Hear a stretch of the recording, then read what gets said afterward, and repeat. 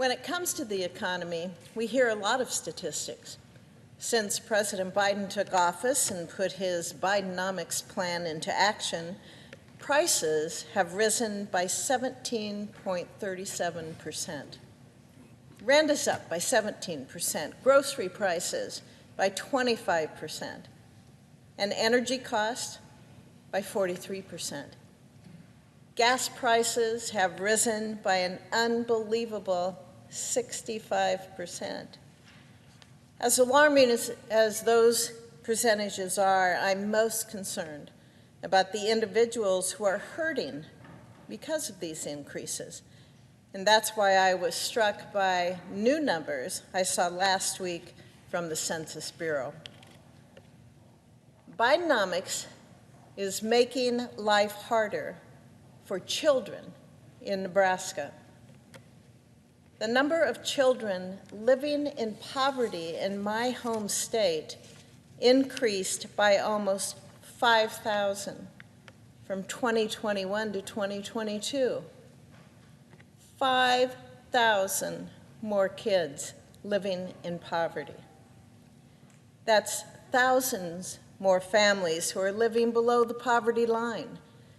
Thousands of families who are struggling to pay bills, to buy food, to afford a place to sleep. Some of these 5,000 children are from families who cannot afford any of these things. They're going hungry, they're couch surfing, or worse. That's Bidenomics in Nebraska.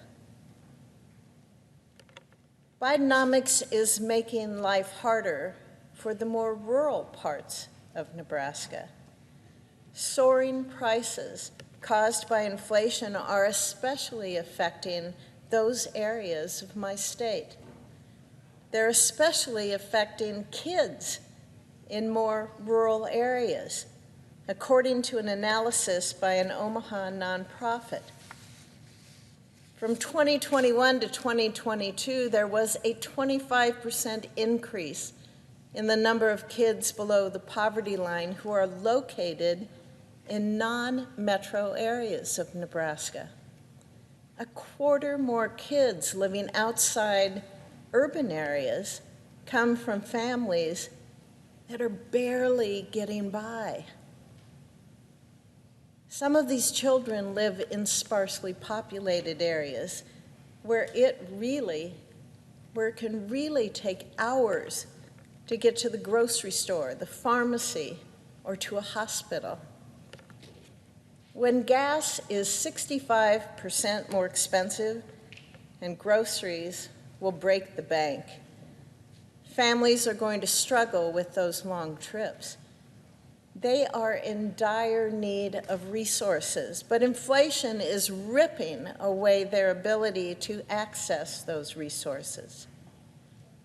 That is Bidenomics in Nebraska.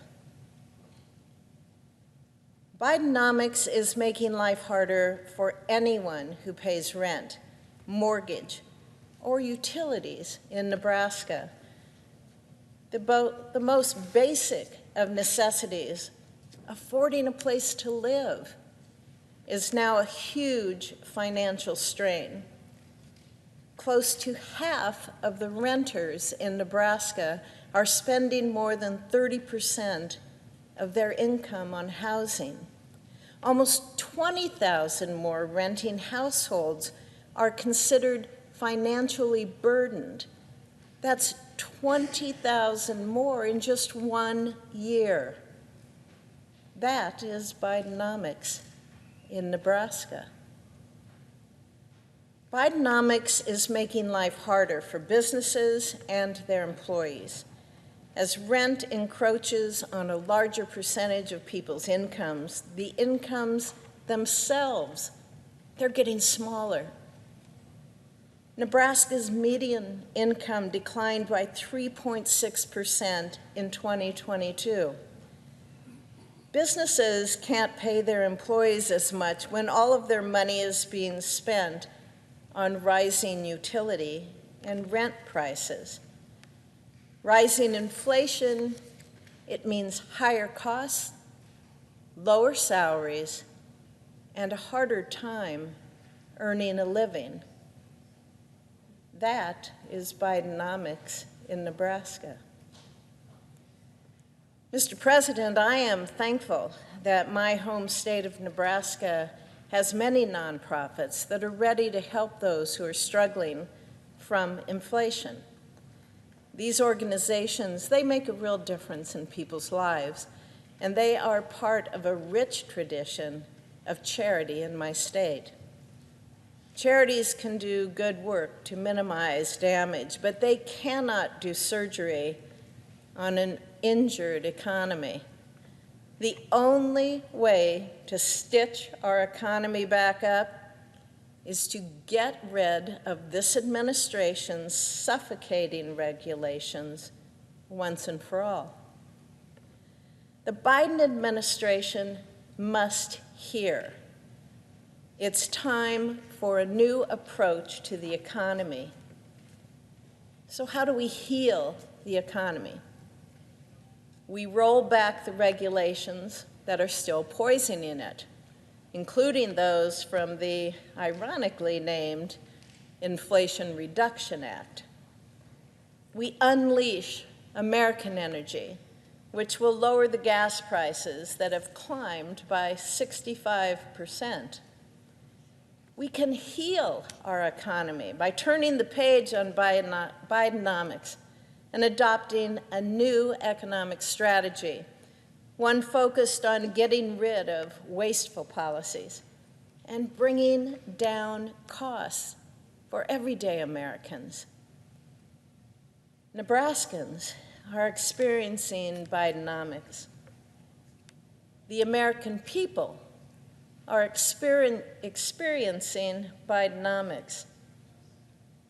Bidenomics is an economic plan that inflates prices, hurts real families, real children, real businesses, and real employees. Mr. President, the American people don't want to experience Bidenomics anymore. Thank you, Mr. President. I yield the floor.